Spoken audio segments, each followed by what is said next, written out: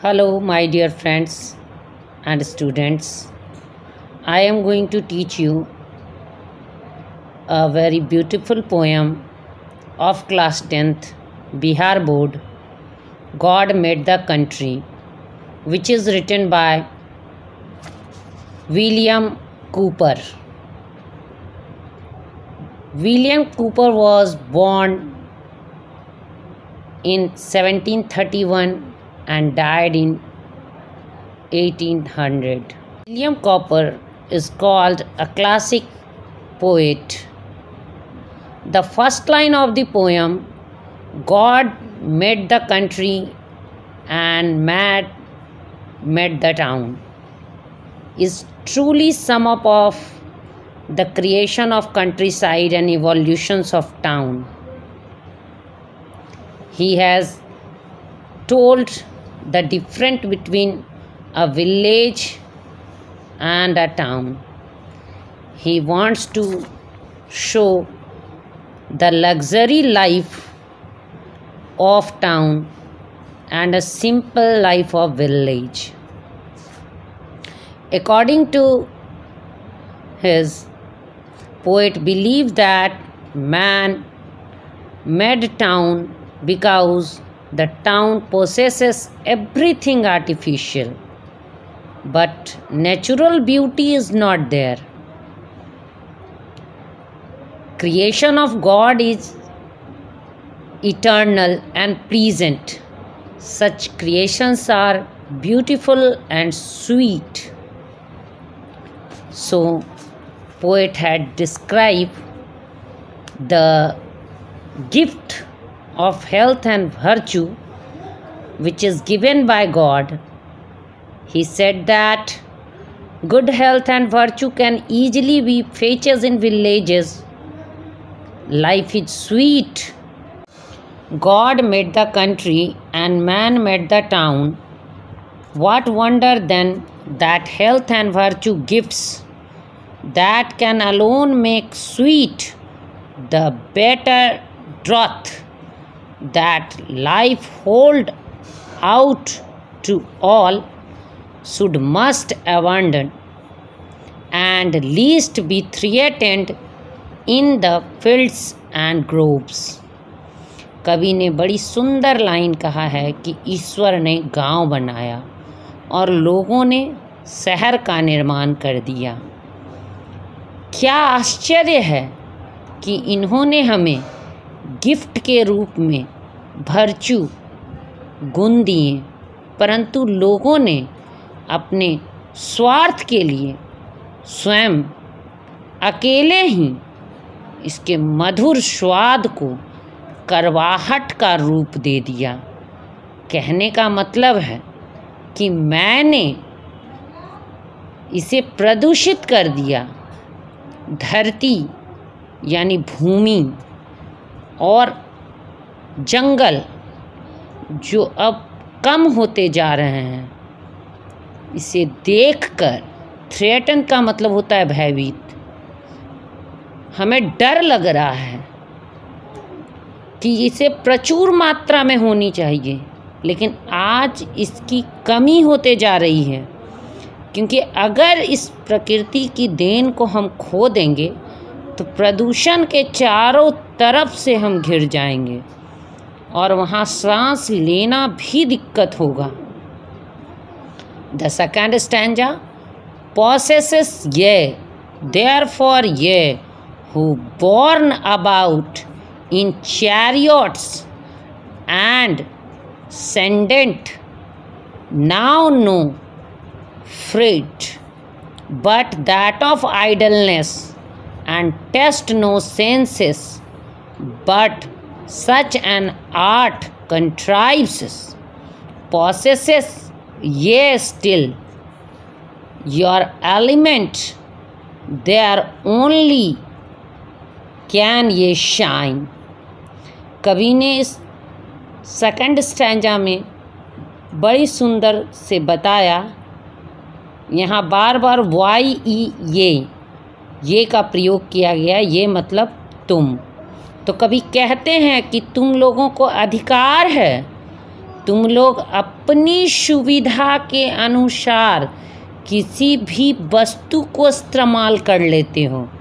यानी किसी भी वस्तु की जब तुम्हें आवश्यकता होती है तो तुम उसका निर्माण करते हो, उसे जन्म देते हो, और जैसे ही उसकी आवश्यकता खत्म हो जाती है तुम उसे छोड़ देते हो। तो कहने का मतलब है कि चैरियट्स का मतलब होता है रथ। जब हम साधारण रास्ते पर चलते हैं तो एक साधारण सा रथ का इस्तेमाल कर लेते हैं, और जब हम यही बर्फीले रास्ते पर चलते हैं तो सेंडेंट का यूज़ करते हैं। सेंडेंट वह गाड़ी होती है जो कि बर्फ़ पर चलने के लिए लोग इस्तेमाल करते हैं, ताकि लोगों को उसकी सुविधा में, फ्रडीज का मतलब होता है सुविधा, ताकि लोगों को उसके सुविधा में कहीं कोई दिक्कत ना हो। बट दैट ऑफ आइडियलनेस, लेकिन परंतु यह कहा गया है कि अगर इस आलस के क्षण को आप स्वीकार कर लें तो जीवन के स्वाद का अनुभव आप नहीं कर पाओगे। कहने का मतलब है कि अगर आप एक सिंपल रोड में जा रहे हो और वहाँ एक मामूली सी गाड़ी का इस्तेमाल कर रहे हो, और अगर बर्फीले रास्ते पर जा रहे हो वहाँ चैरियटन का यूज़ कर रहे हो, तब तो तुमने जीवन के उतार चढ़ाव को देखा ही नहीं, जीवन के स्वाद को तुमने अनुभव किया ही नहीं। तो मनुष्य को उसके जीवन के स्वाद को अनुभव कर लेने दीजिए। ईश्वर ने जो बनाया है उसे अनुभव करना है। But such an art कंट्राइव possesses yes still your elements there's only you can। तो यही कवि ने कहा है कि आप जो है इन सुविधा को, इस नेचुरल प्रकृति के सुख को अनुभव नहीं कर पा रहे हैं। केवल तुम्हारे तरह जब दिमाग हो तो किसी को नुकसान नहीं पहुंचाते हैं।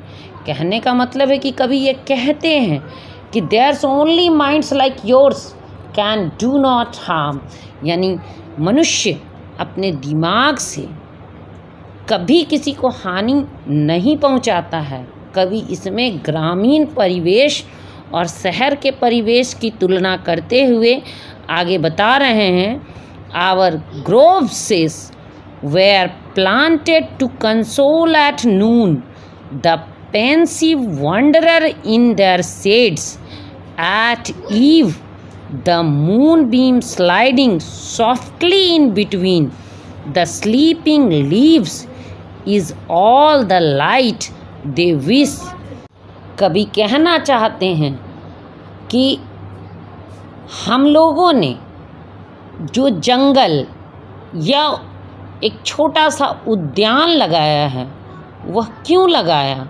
वह इसलिए लगाया ताकि दोपहर में चिलचिलाती धूप में लोग उसके नीचे बैठकर अपने को राहत दे सकें, उस वृक्ष से जो छाया मिले, उस छाया में जो पेंसिव वांडरर का मतलब है जो इधर उधर धूप में भटक रहे हैं, वह इसकी छाया में बैठकर अपने को शीतलता प्रदान कर सकें। एट ईव का मतलब हो गया शाम में, और शाम को चंद्रमा की किरणें सोए हुए पत्तियों के बीच छनकर मधुरतापूर्वक पृथ्वी के धरातल पर पड़े और उसे पूर्ण रूपेण प्रकाशित कर दे।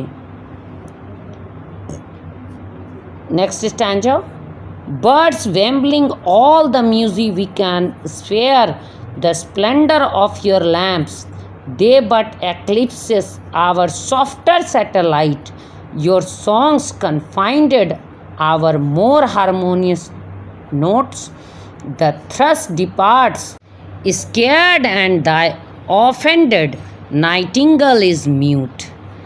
इस बड़े सुंदर लाइन में कवि ने कहा बर्ड्स रैम्बलिंग ऑल म्यूज़िक, यानी कि गांव की सुंदरता को देखकर चिड़िया चहचहाने लगती है, खुशी से उसके अंदर सभी तरह के गाने निकलने लगते हैं।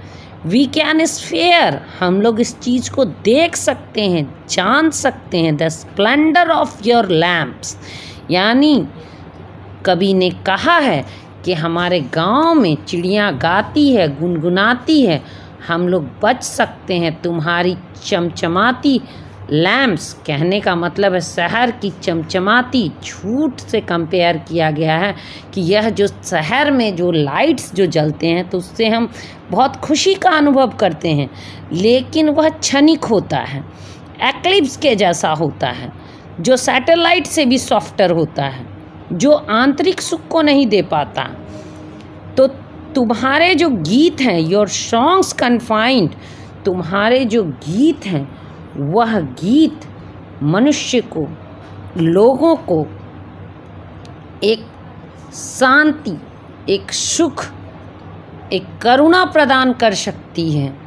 और यही चीज़ जो है शहरों में देखने को नहीं मिलता है, जिसके कारण से थ्रश एक पक्षी है जो कि वहाँ से उड़कर चली जाती है।